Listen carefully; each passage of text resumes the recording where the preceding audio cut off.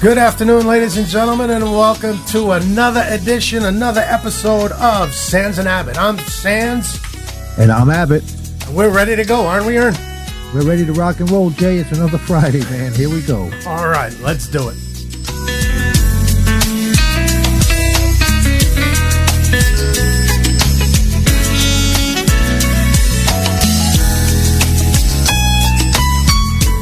All right, and here we are, ladies and gentlemen. Another Friday. It is 3:01 p.m. Well, almost. Not quite. We did that within a minute, my friend. But how you doing? How's it going, Ernie? I'm doing great, Jay. I'm doing really well. It's another Friday, the last day of February already. Can you believe that? That's right. Amazing. Amazing. You know what that means? You know what tomorrow is? Yeah. March 1st. March the 1st. March, and that much closer to springtime. That's all I can say. That's true, my friend. And I'll tell you, it's like 23 degrees up here. The sun's shining, but it's that non-effectual sun. It's so cold. And I guess we're anticipating some more snow sometime this weekend, some light dusting again. So we're still in the throes of winter up in my part of the world. How's things going where you are? Well, I can tell you it's a comfortable 69 degrees here in Central Florida. We're doing okay. Just doing okay. 69 sounds pretty good to me. I don't think probably won't see that till like April or May over here. Yeah, the way things are going, you probably won't see that till September. Yeah, thanks a lot for that comment. No problem. Yeah, I want to let you know. Man, it's been cold, brutally cold. But hey, that's life up here in New England, man. That's right, and it's you know what. And this is how it goes, my friend. You know, they talk about this global warming. It's not global warming. It's the cycles that the Earth goes through. That's just the way it is. 30 years ago, it was the same thing. You went through brutal weather, brutal winters, hot summers. These people have to stop reacting to every little stupid thing that happens and calling it global warming. Yeah, I heard where Greenpeace actually was up in the upper skirts, up in the northern areas, the northern recesses of the world. Like Alaska somewhere, they had actually said that they don't see any evidence of meltage of the... Of course not. The ice. And maybe it got a little warm, and they have footage of snowfall and that ever-loving video of that poor bear stuck on the ice, hunting for days. Come on, give me a break, will you please? Like I'm with you, man. It's the normal ebb and flow of the Earth in general. If they look at the history of the Earth and the planet, and there's always been that fluctuation, subtle fluctuations in the temperature and so forth, so on. I mean, it may not be subtle to us. It's drastic when it goes from, where it's supposed to be like 25, 30 degrees to, minus 25 degrees. Yeah, that's a big jump. But in the scheme of things, it's nothing. It's nothing. I'm still waiting for Florida to start getting the cold weather, and us we getting the good weather, man. That's what I'm waiting for. Well, that ain't never going to happen. That ain't never going to happen. We're not going to allow that to happen. Are you kidding me? Then I'll jump on the global warming bandwagon then when it starts getting cold down here. But no, you can't do that because, then you want global warming. Yeah, that's the ticket. Exactly. But it's been a little cold up in now. Let me ask all those people out there with this global warming thing. 30 years ago, did anybody know, or 25 years ago, 20 years ago, what the northern vortex was and how it worked? I don't think so. So when that cold weather came, all they knew is, cold weather's coming in from Canada, ladies and gentlemen. It's going to be cold. That's what they did because they didn't have satellites out there to tell you that the vortex was moving and the cold was dropping. They didn't have the technology. Now they have it. Now they know what's going on. So, these people really got to stop already and use your head a little bit. Use facts, use your head, and stop the garbage. It's just a political hammer to hit people over the head with. And people fall for it. I don't understand. Unless you've got actual solid proof, and not from this side or that side that there isn't, but actual proof that global warming exists, shut up already. Well, there's probably some agencies out there that are professing that's going on, and for reasons monetarily, I would think. Monetary and political. Right, exactly. Just to appease these people. What the rest of the American people don't understand, that these people are minuscule in scope. When you bring it down, there's maybe a couple of hundred, maybe even 100,000 across the country that believe this, are actually changing the lives of 320 million people? Are you kidding me? Yeah. Give me a break already. Just give me a break. Show me proof. Now all of a sudden, what's his name? The global warming expert, our ex-vice president Gore. Oh yeah, he's running around. He's got a new thing now with dust bowls now. And come on, will you stop it already? People can see through your stupidity and your largesse. I think he's got a dust bowl between the ears, to be quite without honest. a doubt. In fact, I think he's got tornadoes spinning every 30 seconds in his friggin' head. Give it up or stop it. But they're making money, Ernie. They're making money. That's what it is. He's making money. He's built a whole life on this garbage. Remember, he's talking about minimizing an individual's home's carbon footprint. Oh no! You can't. But then you look at his. They did an evaluation of his mansion down there in Tennessee, man, and he's emitted some big time carbon emissions, man. I think it's 240 times or 300 times the normal home. Come on, stop it already. Yeah. So if global warming is tied to the footprint that people make, and they have to reel in their carbon footprints, he's a fucking mastodon. He sure is, man. He Come on. sure is. Well, you got to give him his props though for being the inventor of the internet, anyway, right? Well, he had a hand in it. I don't think he's too stupid to have invented the internet. No, I'll give him the kudos that he pushed it through. He got it, whatever he did to get it, but he wasn't he did not create the internet. I'm sorry. No, he had a hand in it, maybe, and a big hand in getting it out there and moving it and pushing it, maybe. But and again, I don't mean to call the man stupid. He's the ex-vice president of the United States. But when you start talking like this and you sit down and you really think about this argument, all you got to do is go back 30 years, 40 years. The dust bowls they're talking about that swept across the Midwest all those years ago. That was the grapes of wrath during the 1930s. Yeah, but that was they proved that to be because of what they were doing at that time. That's why the Dust Bowl grew up. And the fact that there was a drought. There was just a drought. What are you going to do? Yeah, the drought and the farming techniques they were using, yes, I guess, were exactly what the problem was. Topsoil and everything. See, my mouth with your smarts, we're going to go places. Hey, Goofy Bones out there in the chat. I don't care. And the Sergeant of Arms is at the door, manning his position there. The Southern Cowboy Ed. Oh, we could use the Sergeant of Arms here? Yeah, absolutely. And he works for the Sandsnet Radio Network, man. Any programming that goes on, he's there. Cool. Jimmy Reason's out there, and someone named PD. New person here in the chat room. I haven't noticed that well, we'll say hi. Okay, PD. Hello, PD. Welcome. Yeah, we welcome everybody. It just we'll see what happens. That's all I've got to say. Welcome. Goofy Bone, what's up? Southern Cowboy, our Sergeant at Arms. Welcome. Jimmy Reason is good. And let me say, wait a minute. Hold on a second. You missed it, Ernie. What's that? Jimmy Reason was first in the Sands and Abbott chat. Oh, I forgot to recognize him for that. Yes, I apologize for that. Yes, we got to recognize that. Well, we never really do that on Sands and Abbott, but I think we should start. The honorary position of being first. Absolutely. Welcome in, Jimmy. Nice to have you with us today, and as well as Goofy Bone out there on the left coast, man. They've been getting some torrential, much-needed rains out there on the west coast. Man. Talk about a drought. They've had, I think, 2 years without a substantial rain. It's so bad. They don't think that the forecasters don't even think that as much rain as they're getting is going to help them. That's how bad it was out there. Hope all is good over there, Goofy Bone. I heard you got rained out. Sorry to hear that. Hope all is well and the equipment is safe. Sorry, I don't know if that came through. I just getting a text message. Oh, no, what? You mean the phone ringing? No, it didn't come through. Oh, okay. This microphone picks up everything. But, okay. Who is this in the text messaging? Right. So you're being texted, it did?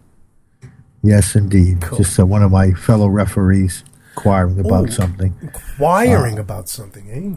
Yes. Their time slot tomorrow night. I'm responsible for assigning all the referees for this huge tournament. I've been working the last week. 2 more weeks to go, but it's all good. All good. Good. All I'm good glad. stuff, yeah. So you really want to screw around with him? Tell him he's got to be there at 8:30. Thursday. Thursday. Oh, See, man. if I had that kind of power, I'd be screwing people all the time. Well, you got to be there 7:37 precisely, because if you're not there at 7:37, we're gonna have a problem getting started with things. You got to be 7:37. Watch the guy walk through the door at 7:37. Hey, I'm just happy they show up on time. you know? Yeah, that's true. That's it, me. Because it's hard to find good refs these days, even in the majors. I think. Well, no, I guess you can't say that. But Yeah, well, it's a very funny situation. They got this basketball tournament being run by a private school in our area, a Catholic school, and they have this tournament every year as a fundraiser to provide scholarship opportunities for kids that might not be able to afford it and so forth to go to this great school. And good. so tonight is the alumni games where they have the all the coaches and former coaches come down and play against the former players, kids that have graduated and moved on some college level. And this is the 24th year they've been doing this, and I've been involved with each and every one. And so they do the women's coaches against the women alumni, and then the men against the former students here and so forth that they coach. So it's a fun night up there tonight. So looking forward to that. Good. Good time. Now Yeah, we have that's a good time up perfect. Oh, by the way, Kiss just stepped into the chat. What's up, Kiss? Oh, welcome back. Good to see you. there. Yeah, I haven't seen her in a while. Hope everything's going well in your world. Yes, indeed. Yes, nice having you with us today. Segue. You mentioned the fact that this was a charity event. Yes, indeed. Yes, We've yes. been planning a charity event on our own. Is there anything on? I won't say it in case nothing's happened yet. But do we have anything on our charity event going on yet? Yeah, and Charlie's going to add a few. He's been in on the call. So Oh, there he Charlie's is, adding- Charlie. Yeah, buddy. It must They be gotta Friday, have- Sands and Yeah, Abbott. that's Charlie's right. waking up.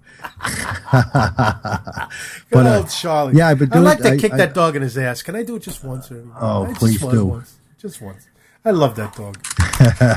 Always, if you guys, Charlie, anybody that Charlie, knows Ernie Abbott and has listened to his shows and has been around all the shows that he's done and wherever he's been, you never hear this dog bark ever until Sands and Abbott, 20 after 3. Well, it's almost a quarter after 3.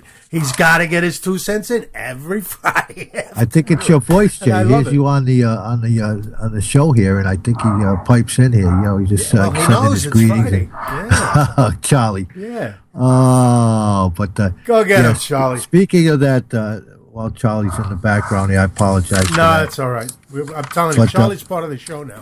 If if you ever put that dog away during Friday, I don't think the shows would be the same. At least they know we're live. Hey, here you go. Right. So tell us what's going on. What do you got? Well, we've been talking about doing having Jay get some charity donations, have people donate in, and have Mr. Jay Sands shave that famous mustache over via maybe a YouTube video or something like that.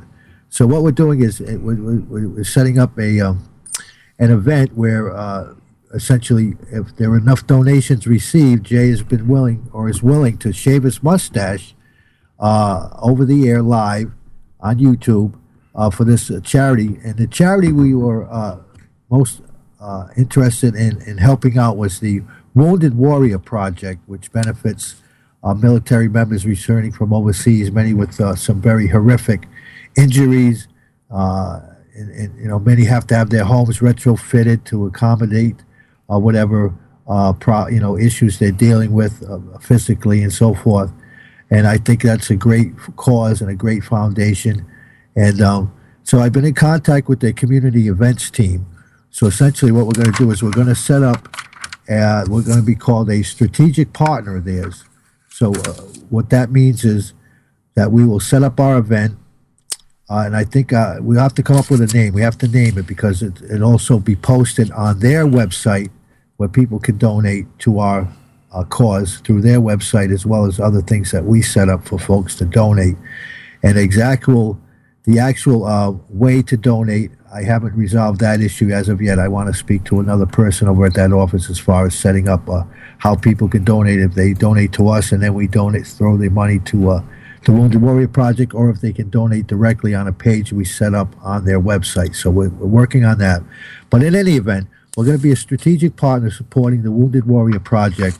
And if we set a goal initially of $500, if we can raise $500 to donate to this worthwhile cause through their community events team, that I think that would be a tremendous thing to do.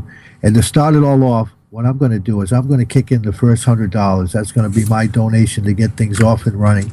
Wow. And if we get to $500 and beyond, I think that would be an admirable thing. So we got to think of a name. Maybe we can have people send in some suggestions. I was thinking of like Stash-a-thon or other things. I thought of was the Sandman shaves the stash, or something. Well, it's got to that be people, something catchy, like yeah. explains what we're doing. And the only thing you can't do is you can't use their name in the title of your charitable event. That's fine. You could say it's the Stash-a-thon benefiting the Wounded Warrior Project, but you can't use their name.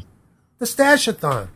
Yeah, you like that one? That's the one we came up initially. I think I like that too. Well, we'll put it to a vote with everybody today who's here in the chat room, or if you've got an idea in the chat right now, we'll be setting up links as far as, once we get the information sorted out as far as how people can donate, whether it's PayPal or one of the secure over the internet kind of things. But we'll sort that out. I still need to talk to one other person over at that office that I called. Well, I'm sure they'll guide us in that direction, how to get it done and all that stuff. Yeah. And there's a whole.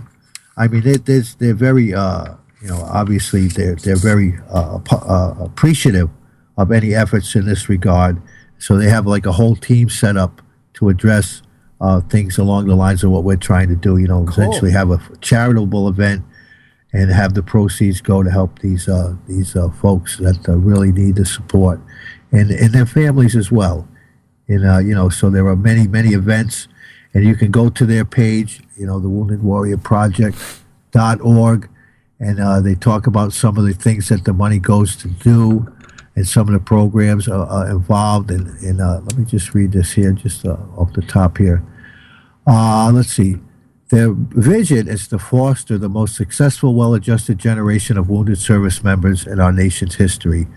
And their purpose is to raise awareness and enlist the public's aid for the needs of injured service members, to help injured service members aid and assist each other, and to provide unique, direct programs and services to meet the needs of injured service members.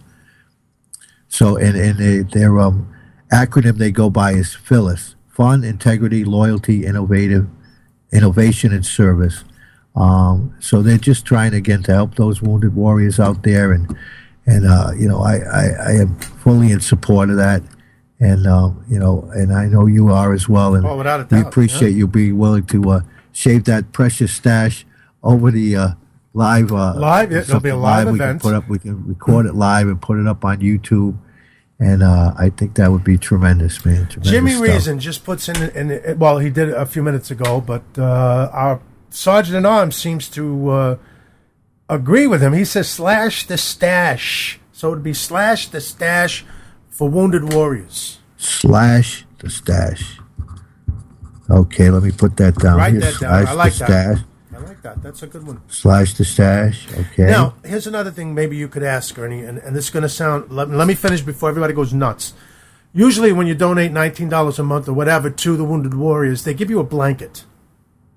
Now, if we reach the $500, can you ask them to give us a blanket? And what we'll do is we'll raffle that off. Or if we can keep track of whoever gives the most, we'll donate that blanket to them.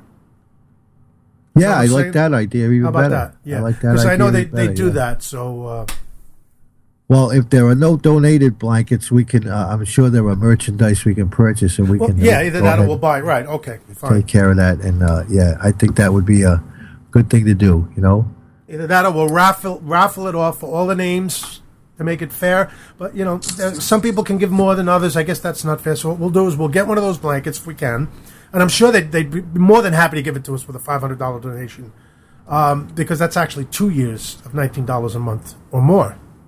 So whatever, it doesn't matter. But if we could buy it, fine. If, whatever the case may be. But what we'll do is after it's all said and done, we'll put all the names in a hat, and we'll draw it on the air, the name of the winner, and we'll send that blanket to them. I love that idea, Jay. Excellent, excellent. Give a little bit of encouragement. Because something back, something, Yeah. And if we go beyond the $500, there will be 2 shavings. Oh, yes, indeed. Right? That's right. That's right. The Sergeant at Arms has stepped up and volunteered he to... He said he would shave his head. If we go beyond, we're going to have to ask Ed what he's willing to, like $600, $650, or if there's an amount that we should get to, or anything over $500. We'll have to work it out with Ed, and we'll do that.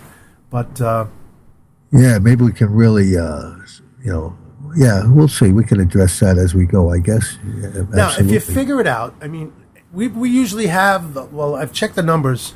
Last week, let's see, we had close to 100 listens in a day, 78, 48, sometimes 133. Well, plus adding the ones when I posted up on my platform. And your platform, right, that's right. Along with, we'll get Exact FM involved, and I'm going to ask all our DJ friends or our show host friends, I guess we're going to have to make a bumper or a promo for it. If they'll play it and help us out. Yes, we will do that. All right, absolutely. Me and you will do something. We'll get maybe Ed to do something with us, and get it out that way. Where was I going with this? I don't remember. There's so many things going through my head right now. Oh, I know.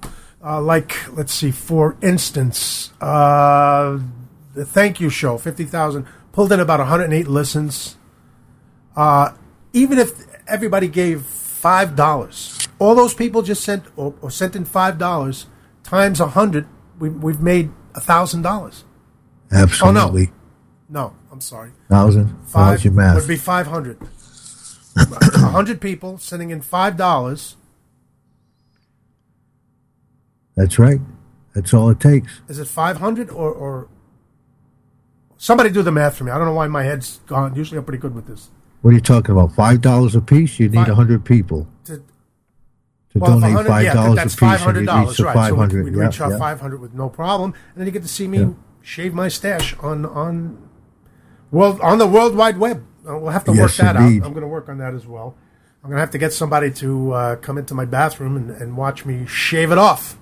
Yes, indeed. I love it. Yeah, we'll make that happen. Definitely. Yes, we'll get some help on that. I'll get somebody here to help me with that. Well, it doesn't matter. I can get one of the kids with the phone just to make the video. We can post the video later just to show everybody. We could do it live and then post the video. See if they would allow us to post the video on the website that they're building for us, or the page. Well, I know there are some places you can go where you essentially, if you want to do your radio show and have people looking at you with your camera on, you can do that. Oh, yeah, I'm talking about the Wounded Warriors on the page they're going to make for us. If we can post the video just to show everybody. Yeah, there's a page where they have all the charitable events that are ongoing in support of their programs. So we will have ours posted up on that as well, with some links to how to donate and stuff like that. Mm-hmm. And then we could probably, once we're done, maybe post up the link, showing you getting the stash shaved off there. What we're going to do is find. We'll have to wait and see. We'll work it all out. But I hope one person. I mean, I would love to have one person donate the $500. But then other people say, I don't have to. Why should I? We reach the $500. We're trying to get as much money as we possibly can to help these people. Yeah, I mean, that's just a number that we're putting up there, and hopefully we go way, way beyond that. I would love to see that happen. But it's the first time we're going to be doing something like this, so we'll give it a run, give it a shot, and even if it's. Even if we make $100, it's $100 more than they had. That's right. So to help support the programs over there. So that's what I'm all about, and I know that's what you're all about. And so slash the stash, and this will be ongoing for a while. We can carry this is going to be as long as we want. We can keep it going, and we'll again come up with some bumpers. Well, we gotta have a set time, I think, because otherwise they'll just drag on. In fact, PD just offered a Brazilian wax if we get over $100. So we're already there. So maybe we could run it to like I don't know. We'll talk about that off here, but I'd like to, give it a good shot here, give it a good run. At least a couple of weeks anyway. Oh, we've just been confirmed by our Sergeant at Arms, Southern Cowboy Ed, says okay, $600 gets the whole head. All right, there you go. That's makeable. I think we can do that. We can make that happen. Excellent. Definitely. Excellent. Definitely so. So there you have it. And the more the merrier. I mean, I guess. Well, wait a minute. If they go beyond 600, do I have to shave something else? I don't know. Maybe I'll have to shave my Fu Manchu over here or something. I don't know. Maybe I'll have to get involved with this. I grew it as soon as I got out of the service, so it's been like over 30 years I had this thing on here, so I don't know. And people have to understand, this isn't just, all right, we're going to shave a mustache. These are things that we've had for many, many years that you just don't, you make a mistake in shaving or you cut, and you cringe, and you bitch, and you moan, and you slam things, and you break things because it's been with you so long. And it takes so long to get it back. Well, maybe not so long, but... I mean, people wouldn't even recognize you. Yeah, it's right. And then you got to get the joke, what'd you do? You slip with the razor? And you got to go through all that. And I'm willing to do that, so... Yeah, excellent. But, so the process is started, and once I get that locked in and I get all the details ironed out as far as how people donate and where they can go to donate, we'll be publicizing all that on our show walls, and hopefully our friends, we can put it up on their walls, and we'll come up with a little promo or something that we can share with all our fellow stations out there that we support us. And yes, I think this would be a great thing, man. Get everybody behind this effort, and it's a great cause. And the beauty of this, I just realized what the beauty of this is. It's not just here in the United States; it's all over the world. Oh yeah, anybody can donate. Absolutely, we get people in Ireland, in England. All over the place that would I'm sure donate something just to see it happen. Yeah, well, they got behind you before on other issues, so I think people will get behind this effort. I really strongly believe that, and it's essentially giving back to our fellow Americans, that volunteered to do what they do best, and for different reasons, they got involved in situations and come back with some very horrific injuries.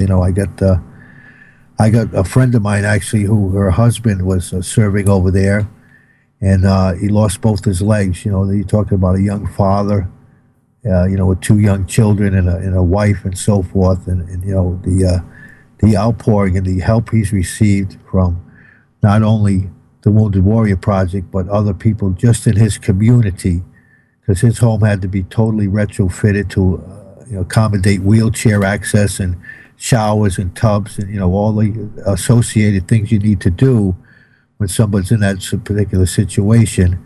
And I tell you, the people in this local community, I'm talking about plumbers, carpenters, electricians, have all volunteered their time to go in and help this young family.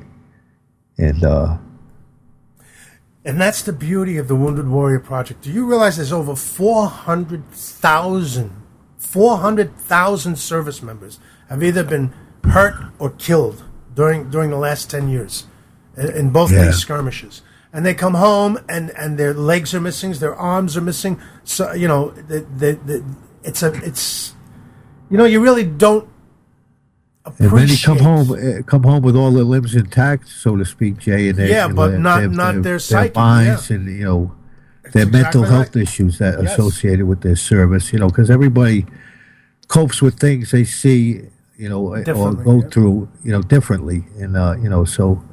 And not only that, see, with the Wounded Warrior, it's not just the service member, but their families. They incorporate the help to the families. And that's what's got me about this group. Yeah, I mean, because there are many charities out there to help, our soldiers and our soldiers in arms, if you will. But this particular one, they get the family involved. They support the family. They bring them in, and it's just, it's great. So, I mean, I guess we'll be doing this more often, but we'll start it off with the Wounded Warrior Project.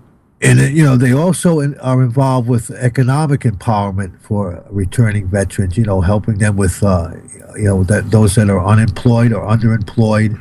They help them with certain programs, offering higher education programs, information technology training, employment assistance services to encourage the warriors to get back in, back into the workforce. With long-term stability for themselves and again their families. Interesting, very, very interesting. All right, so we've got a discussion heating up in the chat room. Can I just give one number out? If there's any veterans out there that have any problems at all, or any questions, or any issues, or anything pressing in their life, they have a Veterans Crisis Hotline at 1-800-273-8255, and you press 1 when they pick up. And there's somebody always available 24/7 to answer your questions, to talk to you, or let's have that number again. Anything at all. It's a Veterans Crisis Hotline, 1-800-273-8255. And as soon as they pick up, you press 1, and that'll get you to someone that can help you with whatever you're dealing with or whatever you have a question about. Again, Ernie? What's that? What's it called again? The Veterans Crisis Hotline. Veterans Crisis Hotlines. So, that's an important number to keep handy if you're a veteran out there that happens to be listening, or if you have a friend that's a veteran or somebody that that's needing some help right away. That's a place you can go to start, and they'll direct you, in the right direction to help you out, whatever the situation might be. That's good information. Good information. Yeah, just wanted to pass that on. But again, so we'll look forward to Slash the Stash. Look forward to more information coming out in that regard, and we'll again put up stuff for folks and all the information involved with it, and so forth and so on. And moving on, what were you saying? There's a controversy in this chat room? Is that what you said? Yeah, they're talking about shaving someone's ass. I don't know. I'm just saying. Yeah, who would that be? Any volunteers? Yeah, well, we might. I don't know if we have a volunteer, but Holly Stalin's already volunteered to shave her arms. I don't know if they and sign her off legs on that fundraiser. And her underarms. What? I don't know if they sign off on the ass shaving bit, but Yeah, well, this person just went to check out her own ass right now. She said she'll be right back. Oh, God. Too much. Oh, crazy. Don't laugh at me. I kill you. But, yeah, it's funny stuff, man. But, we'll, again, be talking about that more as we move on, move forward, and look forward to that, helping out. Shave the stash for cash. Yeah, I like that. Shave the stash for cash. Shave the Sandman stash for cash. Yeah. Oh, I will.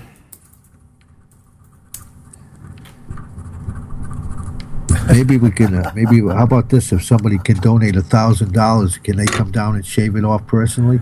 Well, I'll tell you. Yeah. Or meet at an amicable place. Sure. Wouldn't that be something? No, well, I don't know, because it's a little shaky. You'd have to get a little more than that. I don't mean to paint you in a corner there. Just kidding. That was said in jest, really. But that's too much. Yeah, good stuff. But again, we were again, just to mention real quick, we're supposed to have some guests join us, but due to circumstances beyond our control, we have no guests joining us today. Yeah. But I wanted to talk about this other. There is somebody here that will definitely be joining us in the near future, within the next couple of weeks. And who might that be? This gentleman, I got to know him. He runs a terrestrial radio show every Sunday morning. It's a gospel program. So he takes call-ins and shout-outs, and I used to call in every week. over the last couple of years when my cousin Kim was going through her cancer and so forth. So I would call in and give a shout out, and he'd play songs for her, and that kind of thing. So I got to know him that way. And this gentleman is also, he is the executive and artistic director of a place called Music One. It's a program affiliated with the Met School here in my local area, which is a charter school. And this program essentially it's an innovative enrichment program designed to support and educate youth by cultivating their talents in original positive music and multimedia projects while providing mentoring, leadership development, and empowerment. And their saying is, I quote unquote, one life, one love, one community, the power of positivity and building brighter tomorrows today. So that's what this music program is all about. And he has many kids in this program that have been involved with the court system and making some very negative choices, if you will. And what they're doing is trying to turn it around for these kids. And, they're doing a fantastic job at it.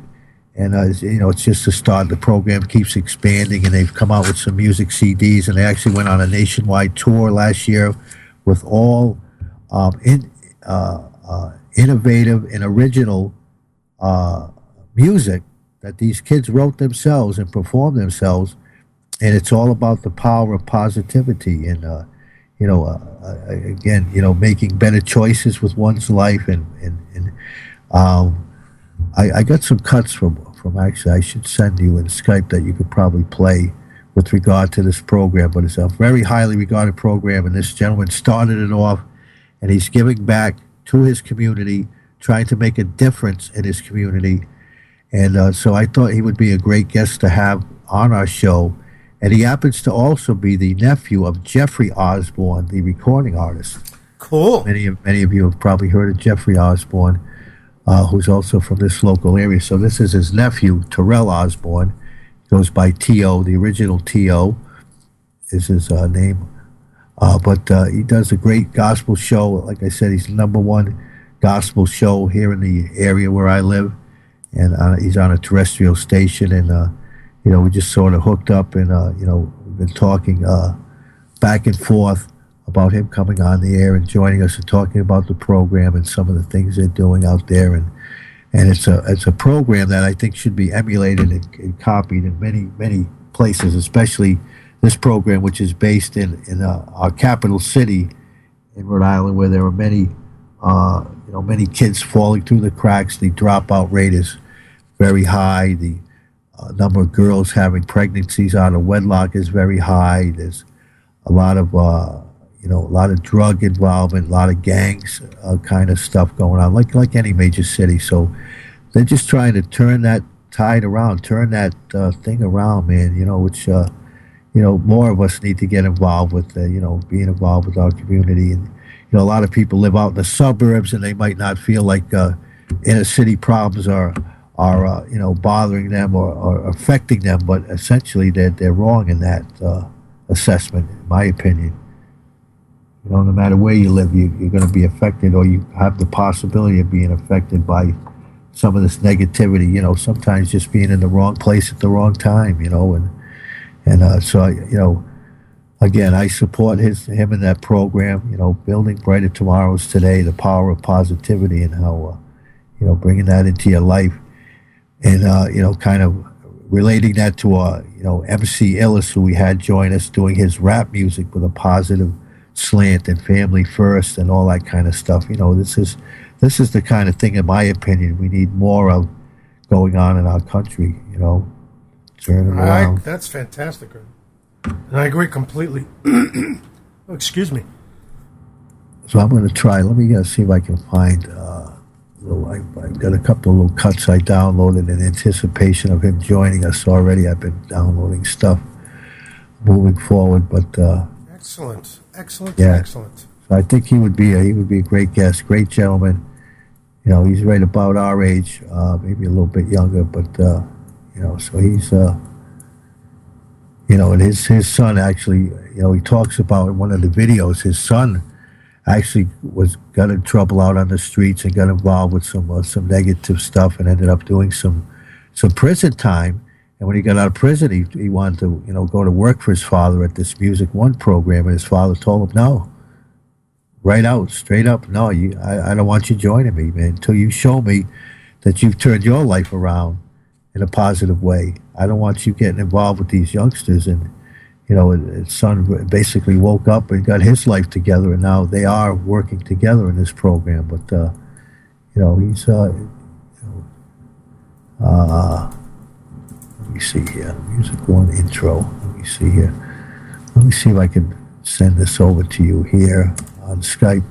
If you can carry the conversation with just a second. Sure, no problem. That would be excellent. In fact, I've been accused of bashing this president practically the whole time I've been on the air. There are people who say I bash him, and I don't. I point out facts, and if people can't deal with the facts, then, there's nothing I can do about that. But just to show you that I am not completely against this president. He is our president, after all. He may not be doing the right thing. His policies may not be right. What he's doing is in the wrong direction. But yesterday at the White House, they kicked off a campaign to start to help young youth in this country, specifically black youth. And for that, I must commend him for doing that, him and the First Lady. And there are some things that he's doing correctly, but it's just, well, I don't want to go against it. I'm just telling you, he's doing a good thing. I forget the name of the program. I could probably find out in a flash. I know he's been talking about that, with regard to the black community taking more responsibility and, parents with their kids' lives and so forth and so on. It's, drag this in here. Well, he kicked it off yesterday at the White House. Let's see. Wow.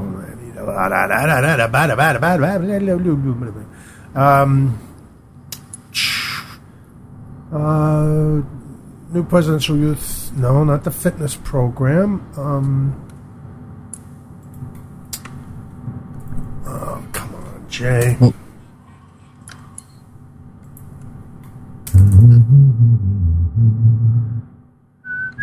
let me see if I can find this here. It's called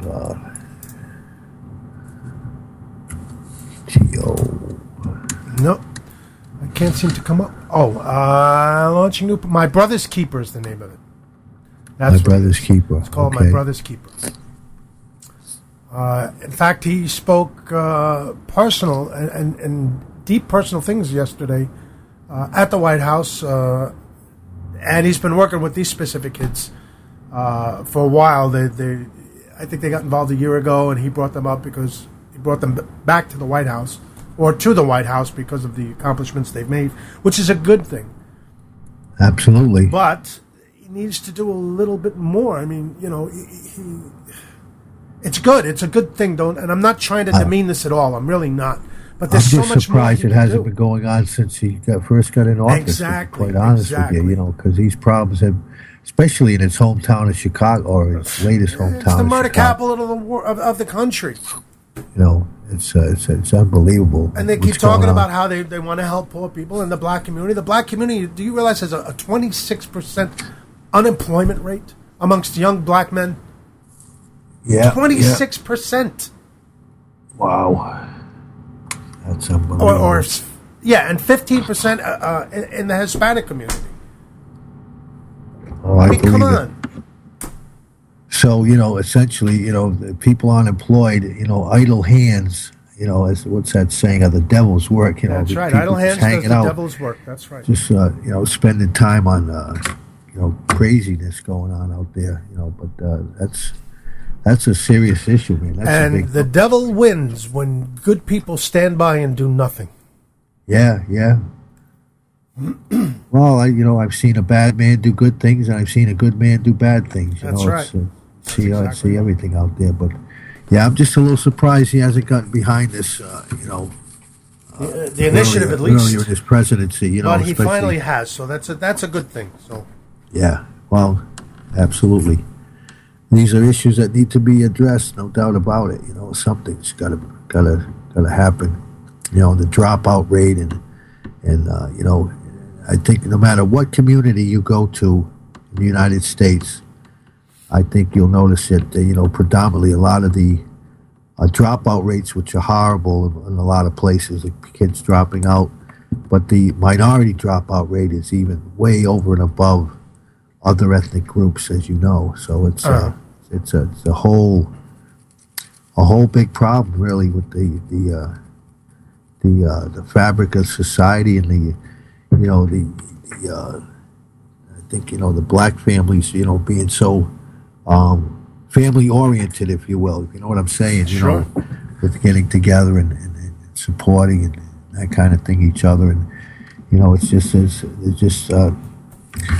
hate to say it, there's too many broken homes, and so too many people that students I used to work with, that never knew one parent, or that never knew who their father was, or the person would be in their life the first month and then they disappear and never hear from them again, and that's and that's not just the black community or the Spanish or Latino community. That's across every group in our society. Those things are going on with we go back to the breakdown of our society and the things that we believe in kind of going by the wayside, and I don't that's know. Because of the breakdown of the family in this country. They've already taken God out of our schools. They're trying to take God out of the square in this country, and now they're trying to get to the minds of our children and weakening their minds as well. So when you do that, it weakens us as a nation. Nobody has any. There's no accountability anymore for anybody, because nobody wants to make judgment or pass judgments on people. Well, you know what? That's what creates shame, when you pass judgments on people, moral judgments. Yeah, and back in the day, we were our brother's keeper. We the neighborhood especially would support and help each other, where you could, when you could, and that was my experience growing up anyway. If you had a problem, even if your parents weren't around, you're coming home from school, something's going on, somebody's bugging you, something's happening. What are you doing over there? You shouldn't be doing what you're doing. You got whacked on your ass and sent home to your parents. Hey, Mommy, the man hit me. Oh, really? For what? Well, boom, and you got another slap. Yeah, so, exactly. This is... That's exactly it, man. We all didn't turn out, like murderers, okay? And that's what they do in this country. I'm not talking about beating a child to a pulp. But you got to be able to whack them on the ass once in a while. Let them know who's boss, Otherwise, they walk all over you. And you can't have that. And the government sits there and says, no, you can't do this. Well, you know what? Then you raise my child. You take him, you raise him, and you pay for everything. Why, I got to do what I got to do, and then you're going to come in and tell me what to do and ruin everything? Yeah, and I know this from personal experience. I'm talking from personal experience. I'm not talking off the top of my head here. Me too. That was my experience.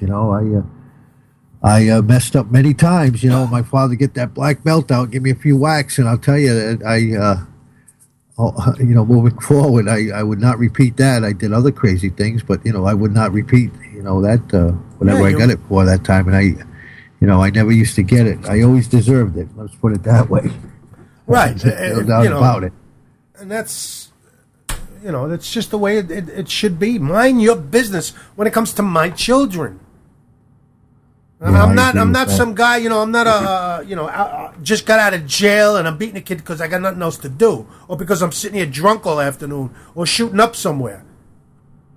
The child did something, and it needs to know that this is not, and talking always doesn't do it. Look, you want to talk to the kid, fine, I got nothing wrong with that. But there's going to come a time where talking isn't going to do it. And that's why you see on the rise in this country where children are beating their parents or their mothers. And mothers are losing control of their children because there was never any contact there as far as, listen, pal, I'm in charge here. And if you got something to say about it, I'm going to let you know. Yeah, right. You're right. But then, you get these kids, they go back to school and they talk to their psychologist and, oh, my mother hit me on the bottom for doing this or that and the other thing. And then you get the schools involved and the Department of Children's Services get involved. And, it's ridiculous how they're into so much of our personal, private life, man. I just don't. I just don't like that. I don't like that at all. Like you were saying, them dictating essentially how to raise your child. That's totally wrong, man. Yeah, and they pass judgment. Well, that's where they'll pass. See, that's another thing in this country. Everything is being pushed to the courts to let the courts make the judgments so that nobody else has to. Well, the court says, or the court says, or the judge said, or this court says, or that court says. You know what? Get out. Just get out of my life. I don't need you telling me what to do, especially by court order. Well, especially these juvenile courts. I don't know if you've ever been in there. I used to work in a program where the kids were in there all the time, so we used to have to go bring them into court for their hearing or what have you. And essentially, they're on probation or they got an ankle bracelet or what have you because they've been involved in some, although they're kids underage, they're involved in some pretty serious stuff. And, they would have a relapse or something would go on. They'd go back into court. Their probation officer would turn them in, make them go back to court. And the judges essentially would slap them on the wrist and send them right back out there into the community. They, sometimes, you got to take them away in handcuffs and maybe put them in the big boys' jail and let them see what it's really about. You know what I mean? Yes, this road they're going down. But I can't believe, some of the times the kids be on probation and they get picked up for breaking and entering again. Which essentially should violate their probation and make them go to a facility. And the judge would slap them on the wrist. Oh, come on now, Timmy. You're not supposed to be doing that. Get back to school and do this and do that. Yeah. Come on now, be a good boy. And these kids were laughing. They knew that because they know they're not courtroom. Stupid, Ernie. They know exact. They know the law better than their parents and anybody else in that courtroom, except the judges and the lawyers. So we'd be riding back to school, and I'd be listening to their conversation in the back of the little bus there. Talking about, boy, I got over on this one, and boy, I got over on that one. And can you believe these jokers? I want to bring in our Sergeant at Arms, Eddie. What's up, Ed Stowe? Ruben Ted Hunt.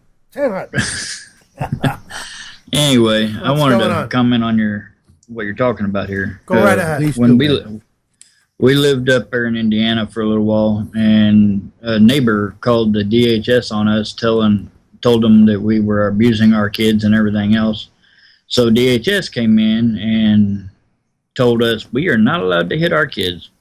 The only approved punishment for anything is to set them in a chair in front of the TV for a limited amount of time. Sure, yeah. You're not allowed. I said, what about sticking them in a corner? No, you're not allowed to do that. Not allowed to do that. Says who? Who are you to tell me how to raise my children? And is there anything? Did you came in here? Did you find anything? Did you find bruises on these children? Did you find that there was nothing in the refrigerator? Did you find that they were sleeping on the floor in dirt or not taken care of or the clothes aren't clean? Is that what you found when you came in here? Then don't tell me how to raise my children. That's the answers you got to give these people. Well, I did. And we were told that if we did not comply, that they would take our kids away. Well, isn't that interesting? Yeah. The state threatening people with their children. Isn't that wonderful? Isn't that just dandy? Wow. See, I would have had a field day with that one, Ed. I would have had a field day with that one. I learned once. Why do you think I moved back to Arkansas? Oh, there you go. So you up and moved to Arkansas, and that's, hey, but I would have stood and fought. Well, you look at how many in the paper, how many people you read about all the time, they got the belt out, they're spanking their kid, for punishment, right? And then it comes out in the newspaper, like they treat them like they're, like they're criminals. Child abusers or something like that. It's the pendulum has swung way over the other way to the unfortunate. I think we're seeing the results. In the kids nowadays. And many of the kids, they have no respect for authority. They're treating their parents like friends. They want to be friends with them instead of being the parent. And it's like I don't know. It's a long, slippery slope that we've gone down, and it's incredible to me. Because I'll tell you right now, my father would have been in jail going by today's edicts. They would have locked him up, man.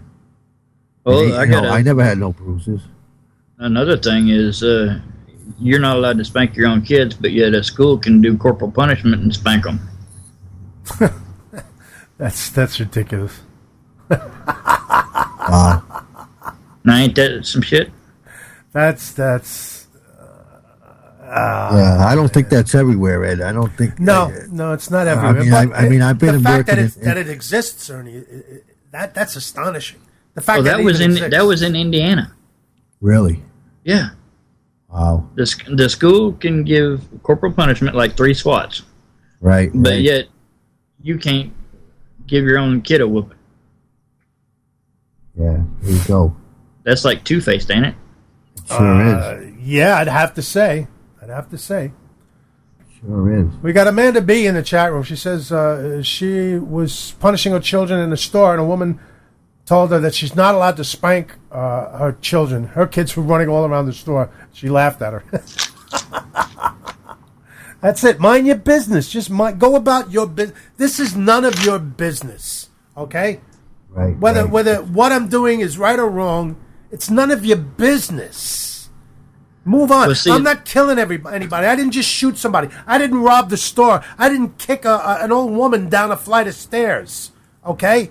Leave me alone. The kid's not harmed. I got his attention now, and things are going to straighten out. It's a matter of getting their attention and letting them know who's boss. This bullshit about kids being traumatized into their adulthood, children that have been beaten by. Well, yeah, if you're beaten every goddamn day of your life, of course you're going to end up like that. But if you're being taught a lesson. Now, I'm not saying go out there and beat a kid to death. That's not what I'm saying. I'm not saying every time the kid does something wrong, you whack him or you knock him out. No, that's not what we're talking about here. We're talking about getting their attention and letting them know what they did was wrong. And words are good to a point, but it gets to a point, and believe me, I'm no child psychologist, but you ask any parent who's ever done it, will tell you that a child will understand, wow, I'm really not supposed to do that. Why? Well, because I just got my ass whacked and it hurt.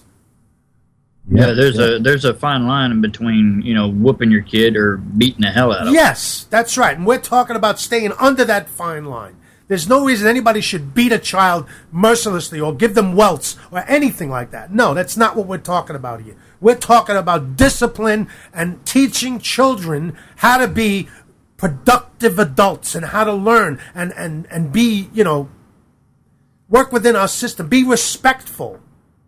See, when you teach kids like that, you teach them respect. And we've lost respect in this country for everybody, including ourselves, a lot of people.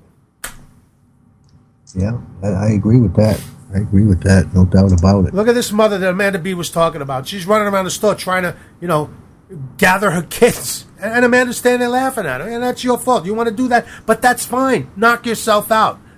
Go right ahead and do that. But I guarantee you, later on in life, if these kids start or turn to the point where she can't control them anymore, she's finished. She's going to end up the one being beaten to death. And it's happened. Yes, indeed. Well, see, a lot of these kids see that if you yell abuse or something like that, like, say my son was to get mad at me, he would run to the school and say child abuse, and then the DHS would step in and say, well, he says you beat him and everything else, and the kids see that and they think that they can get away with doing whatever they want to do. Exactly. And what you're supposed to tell them is, you know what? You're here to prove it. So prove it. All you've got is the word of a 7-year-old child. Or for whatever the child. Prove it. Can you prove that? Otherwise, get out of my house. Do your investigation, but get out of my house. You have no right to be in my house demanding that I do this, and that without any proof, and I haven't been charged with anything. So either prove it or get out. Yeah. Because I know I've done it. I've been through it. More than once. And every time they came into my home, they had to stand there and say, there's nothing wrong here. Yeah, I know there's nothing wrong here. Now, I want you to scream that at the top of your lungs like you would if you came in here and found me, guilty of something. Yeah. Right. Or not even something. Just you know, it just my blood starts to boil. It's just an amazing thing. It's an amazing thing that we let happen in this country. You know, people have to understand. I know people don't have money for lawyers. I get that. There are places to go that will help you. As far as lawyers are concerned, I'd beat them over the head with a friggin' lawsuit like that. I'd beat them over the head. I'd rip their arms off and beat them over the head with it. Yeah, it's called pro bono lawyers. Yeah. And there are lawyers out there that will do it. They will do it. So... And there's another point.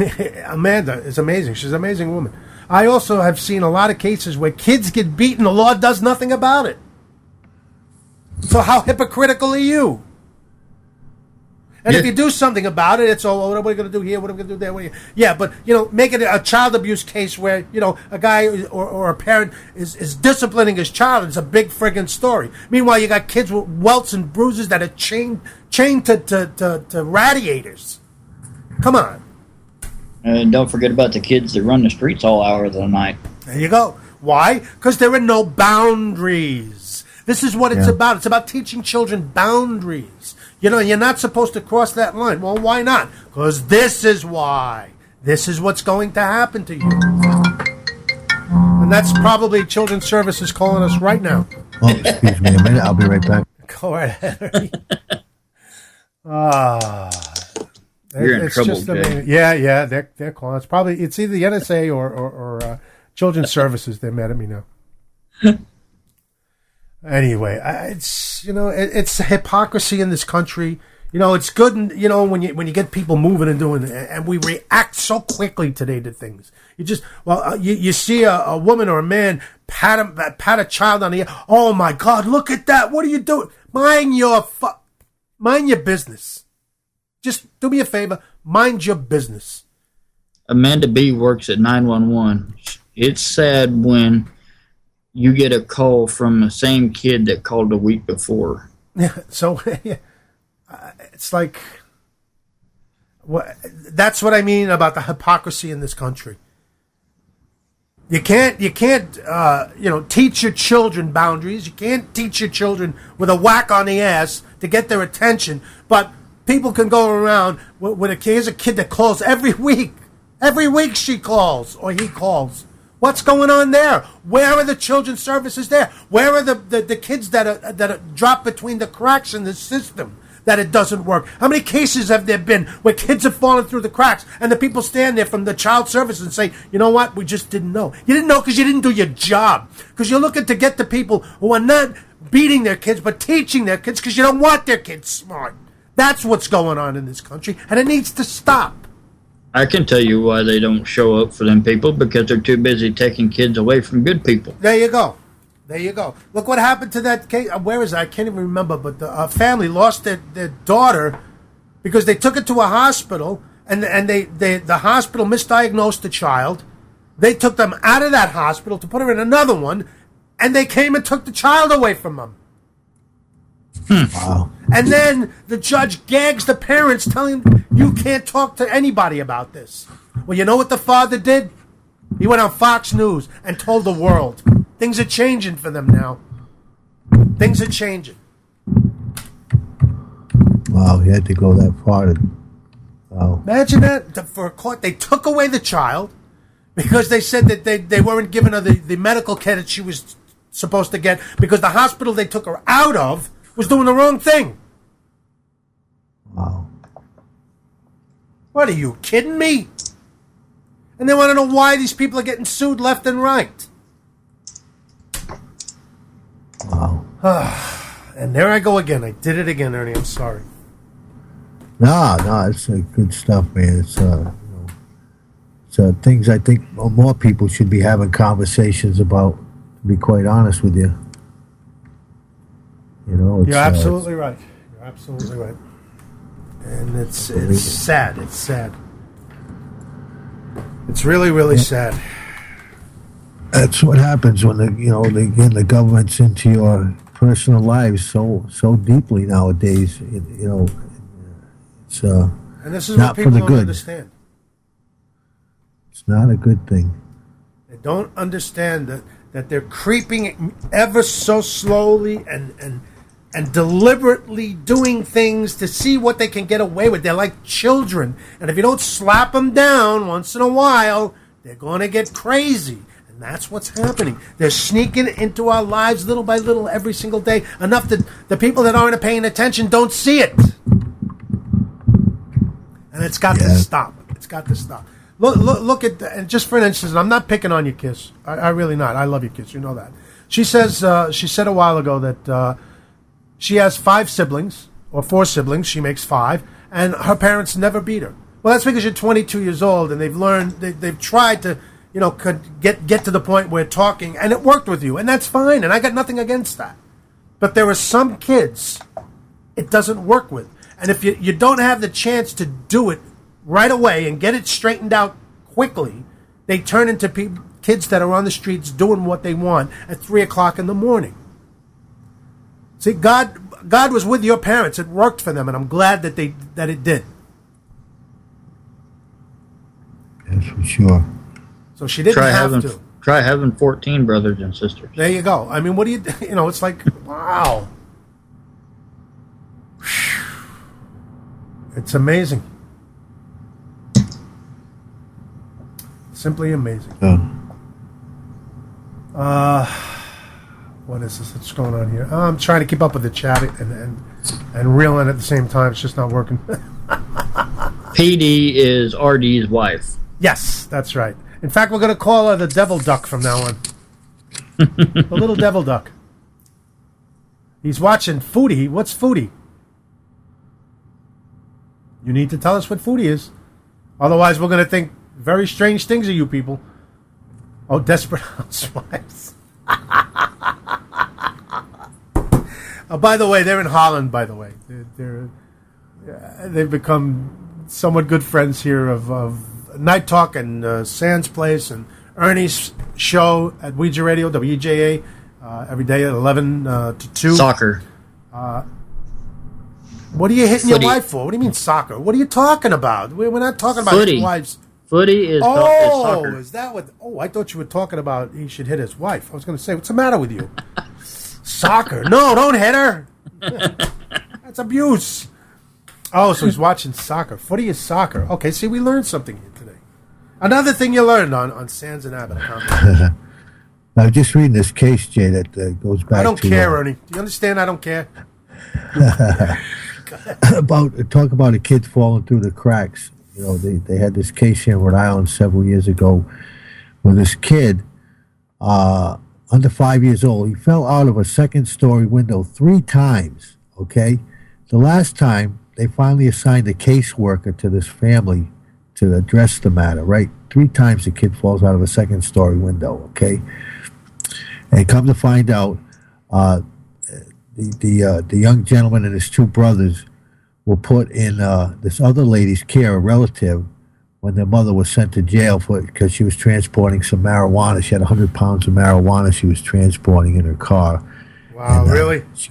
And right, so they finally took her away. They put her with this family member who was also was arrested down in Arkansas, where our friend is from. They caught him with 130 pounds of marijuana, her and her boyfriend, back in 2003, a year before this other case happened.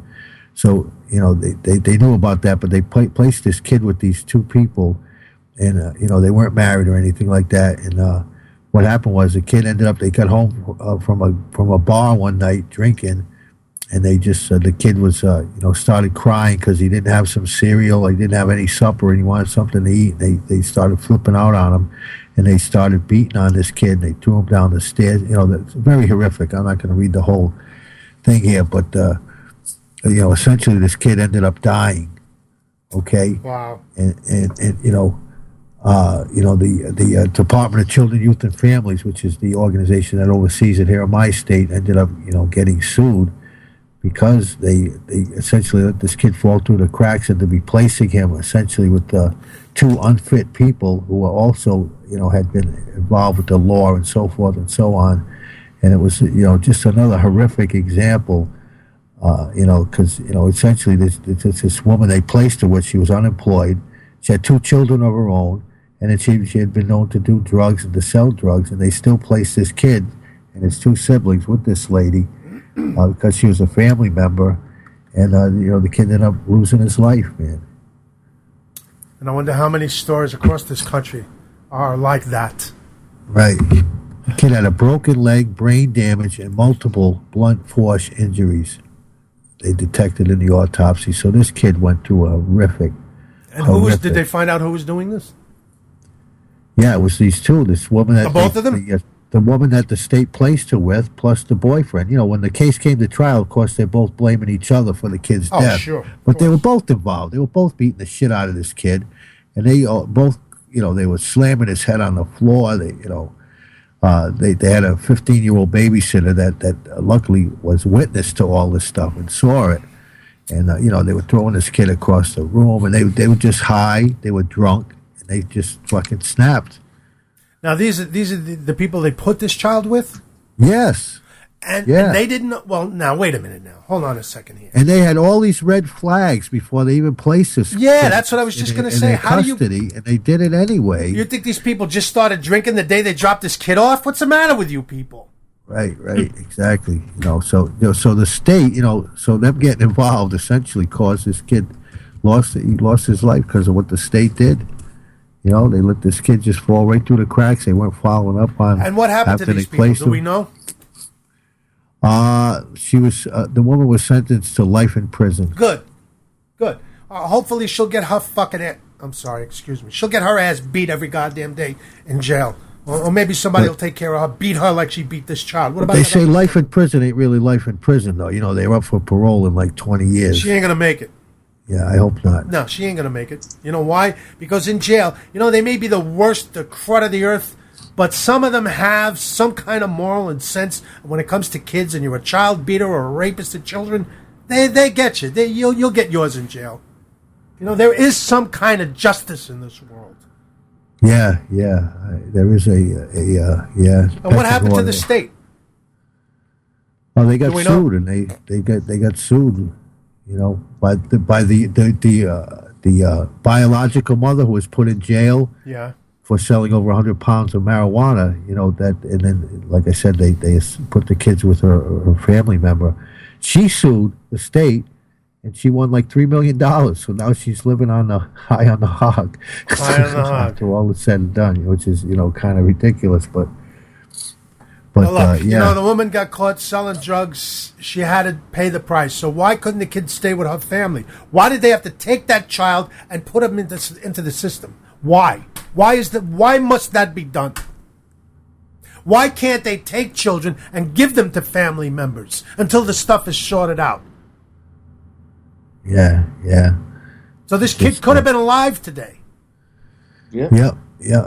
Now, the people, are those caseworkers, are they still working? I'd love to find out and dig into this story to find out what really happened and who paid for this and what was the price they paid. Because to me, I don't care what it was, other shorter than death, it wasn't enough. Yeah, that's my opinion, and I'm sticking to it. Well, the caseworkers, essentially said that they're overburdened. The bullshit. There's too big a caseload for them to stay on top of things. And, well, stop bothering normal people, and your caseload will automatically drop. Exactly. Stop annoying hardworking people on bullshit claims. And what they should do, if you report people to child services and they find out there's nothing there, you should go to jail. Well, that's the bottom line, because a lot of times if there's a report lodged, they have to go. Investigate. Yes, they got to go. Now, let's change the rules a little bit. If you, Ernie Abbott, call the children's services on me and they come to my house and there's nothing there and there's proof there's nothing there, you're going to jail. I agree. There should be some because people do this for vendetta reasons. So, let's fuck with this family. Yeah, we'll just call child services. That'll they'll be involved for months, and it's true. And they don't get out of your hair. They don't. They just don't. And you better make sure that nothing's going on in that house, because if there is, or if they think there is, man, you're in deep shit. Absolutely. And like I said, I know, because I had that problem with them. And they came into my house and found a hole in my wall. and asked me, what's that hole in the wall for? Well, because I punched it. You punched the wall? Yeah. Do you want to know why I punched the wall? So I wouldn't put my daughter through the back door that you see over there. I put my hand through the wall instead. Well, you have anger. Well, I have anger issues. She's lucky she's alive. Yeah. So now because I put a hole in my wall, I'm all kinds of crazy. You need help. Yeah, all right. Well, you go on with your investigation. Let me know what you get. And they had to come back and even say... if there's no findings, they still essentially, now they have a file open on you, and if anybody inquires if you ever been involved with it... They come right back again. Yep, that's right. That's right. No? They do. They most certainly do. See, but you can't be you can't be wusses with these people because they will walk all over you. All over you. No doubt about that. No doubt about that. That's so true. No doubt about it. But you got to be, you got to be right. You got to be right. And if you're right, then, right makes might. It really, really does. That's such a true statement, especially today. The problem is people are afraid to be right. It's just another... There I go again. My voice is starting to crack again. It's because you're yelling too much. Yeah, I know. It's with issues like this with children and what's going on in this country today, it just gets into my blood and my blood starts to boil and all I have is my voice at this point in time and I'm overusing it. Well, sit back and chillax, dude. I like that word, chillax. Very good. Ed, I like that. I got a call coming in. Hold on. Uh-oh. Jeez. Hold on. I'll be right back with you. Oh, now all of a sudden we're being put on hold. Wow.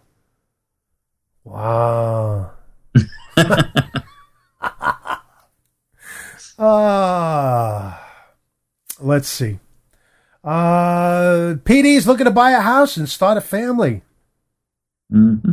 Oh, but her work isn't stable. Okay. And her ovaries are bursting out. RD, get to work, buddy. Get to work. Yeah,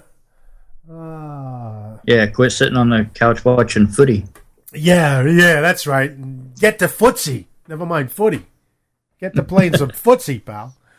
Kiss Kiss says she doesn't think going to a house one time can really tell if a child is getting beat. No, and they don't. They make multiple visits, but here's what they do, Kiss. They call you and tell you they're coming. See, years ago, 15, 20, 30 years ago, 25 years ago, they would just show up. So you wouldn't know they were coming. Especially when they investigated welfare fraud and stuff like that. They would just show up. They would have to come and see. So people would know, I don't know when these people are coming. I got to be on my P's and Q's. But today, they call you and tell you, listen, we're coming over. We'll be there in 2 hours, or we'll be there tomorrow morning. Is that okay with you? Now they give you a 30-day notice. Oh, now it's 30 days. Oh, so we're coming in 30 days. Yeah. Jeez, that's amazing. That is amazing. So it's all right. Just, continue to do what you're doing, but you got 30 days to, clean it up, get it straightened out because we're going to be there. And we want to make sure we get to see what we need to see. Stupid shit. Yeah, see, my sister didn't want to have anything to do with her kids when they were little. And now she has them. And their house is completely overcrowded. And my nephew sleeps in the living room. But yet, DHS don't care. No, they don't.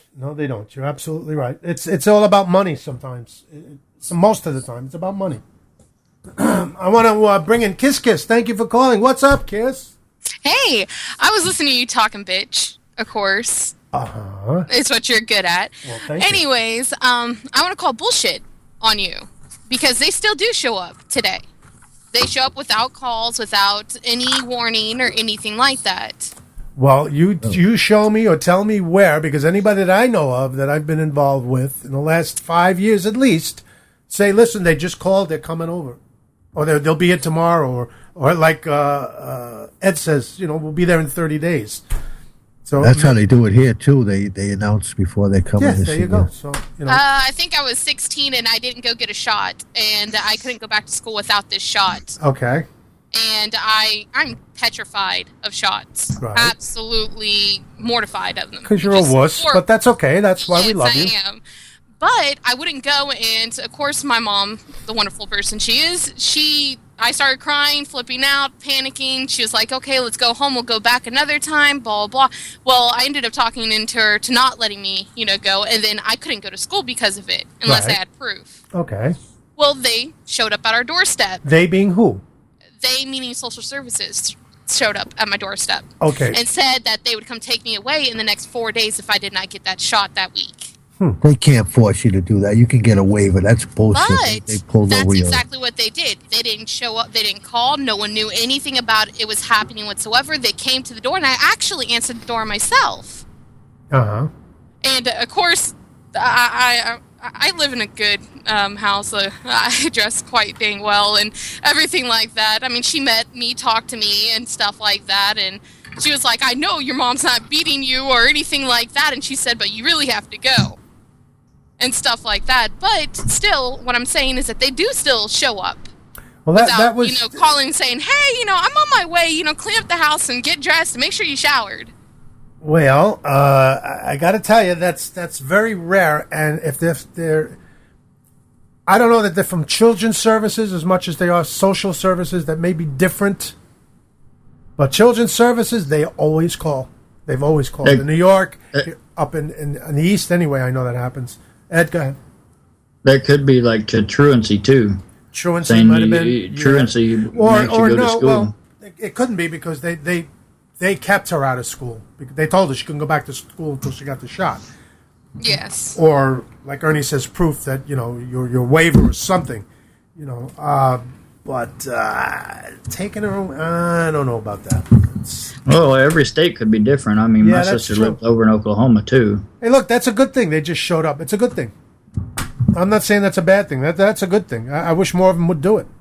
Instead of calling and letting everybody know, hey, we're coming, You were talking earlier about how, people are smacking their kids and everything and, getting social service called on them and everything like that. Mm-hmm. But who says that, those kids aren't getting smacked not hard, but constantly every day, more times, than is needed.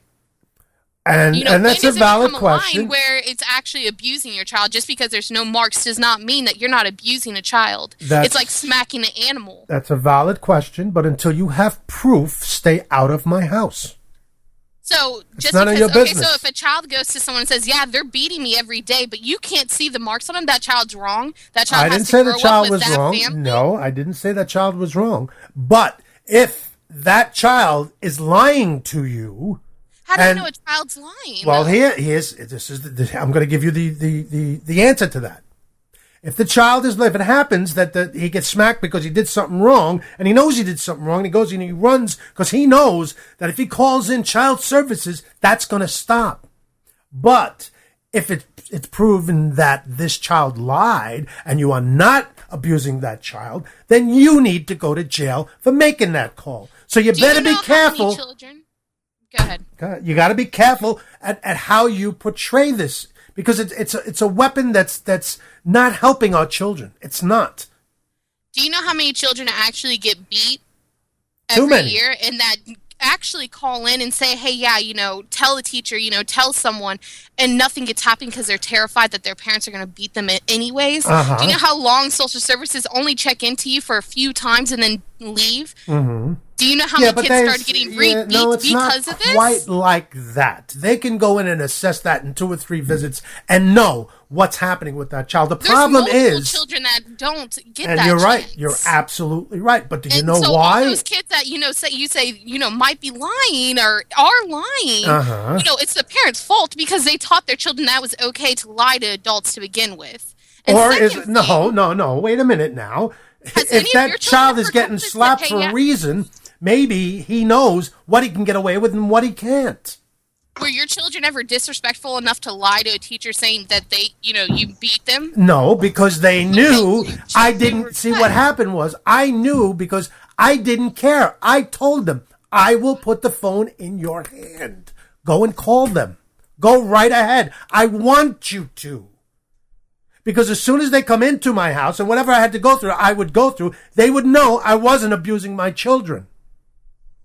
I was teaching my children. And they can't prove that I was abusing my children because I wasn't. So I wasn't afraid of them. Do you know how many children actually believe that households are run like that? That beatings were run like that? Well, then if they stop chasing down people... every single day is A-okay. But if they stop chasing down people with bullshit stories, maybe they could get to those kids that really need the help. How can you tell that a story is bullshit? You have to go and check. I'm not saying that they shouldn't go and check. How do you know that child, just because they stopped hitting that child, or they figured out how to beat that child without leaving welts or marks or bruises? That's very rare because parents aren't that smart. People that beat their children aren't that smart. Only the ones that are trying to beat the system or make money on it are that smart. If you're just beating your... Of course it's true.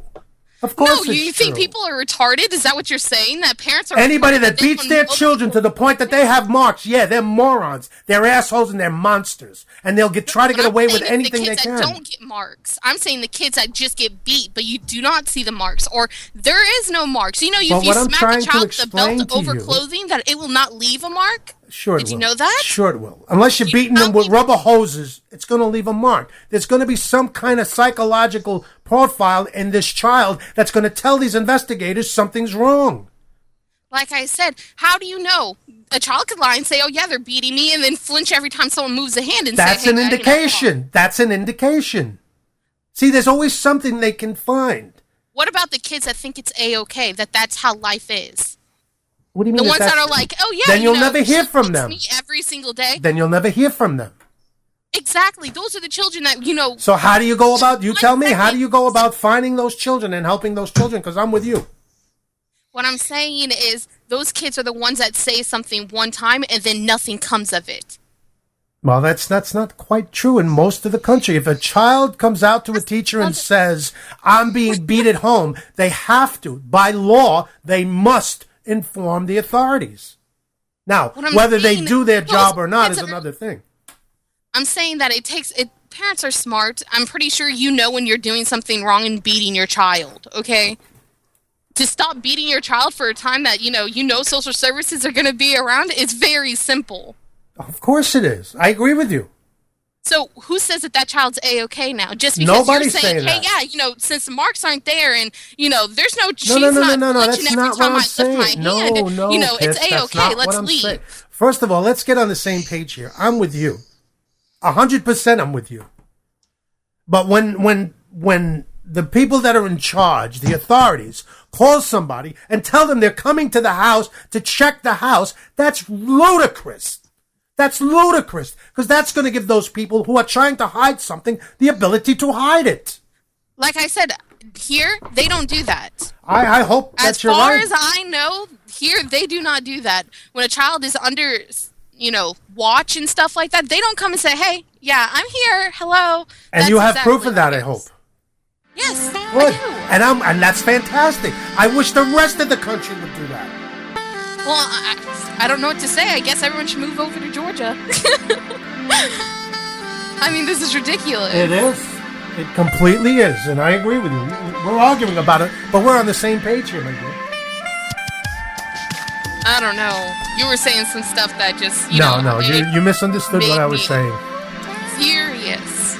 But we've got about a minute and a half to go. That's our cue. That music you're hearing in the background there? Oh, now I hear it. Yeah, that's our music to kind of get out of here. So this was a great discussion. Maybe we can continue this tonight on Night Talk. We'll see what happens. But I want to thank you, Kiss, for calling in. I want to thank Ed for calling in and being with us here. Ernie, you want to go quickly through the chat room? Let us know who was there and who wasn't. Sorry, man. I was just on a call with you're still on the call. All right, then I'll do it. I apologize, Jay. Was it Children's Services? No, it was the Wounded Warrior Project. Oh, good. All right, you go. Don't worry about it. PD. Back, so we'll all right. Southern Cowboy, Sandsnet Radio Network, Kiss, PD, RD, Amanda B, Holly Stalin. Thank you all so much for stopping in and saying hi. We really appreciate it. I think I got everybody. I may have missed one or two. But Jimmy Reason was the first one. Jimmy Reason, #1 in the chat today. Thank you very much, Jimmy. Hopefully we'll be able to see all you guys